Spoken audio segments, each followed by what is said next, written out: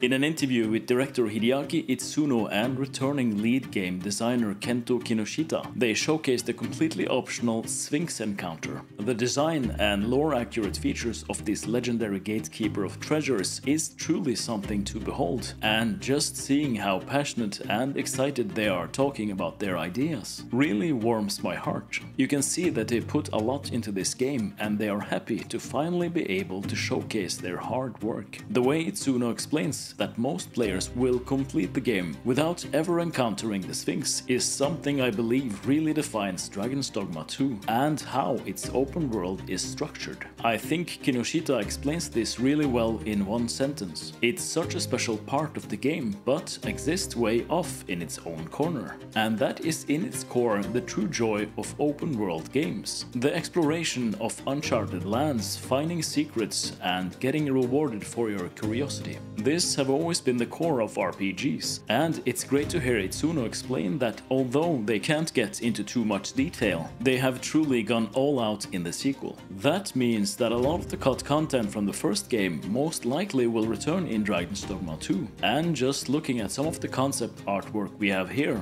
I think it's safe to say that we are not remotely prepared for the grand adventure that awaits us in the sequel. I hope we get to see massive monsters like the Behemoth, Archdemon and giant dragons, even bigger than Grigori. By the looks of the monsters we already have confirmed, it's highly possible they plan on bringing back most of their unused ideas for the first game. Other important concepts that most likely will return as well is of course the implementation of the moon in the world lore. Itsuno explained that in the early concepts of the first game, we were supposed to access the moon and it would be a playable late game area. The final encounter with the Seneschal would also be fought here. Chances are we will see this realized in the sequel, and I can't tell you how excited I am to finally experience Itsuno's full vision of the game 11 years later. Lastly, I want to point out how smart their marketing is this time around. We get 9 vocations showcased and a couple of loose threads hinting additional vocations to be unlocked by the player, enticing us to buy the game and find out for ourselves. The Sphinx also serve as a very attractive secret players want to unravel, again forcing that curiosity in us to get the game and search for it ourselves. Well played, Itsuno.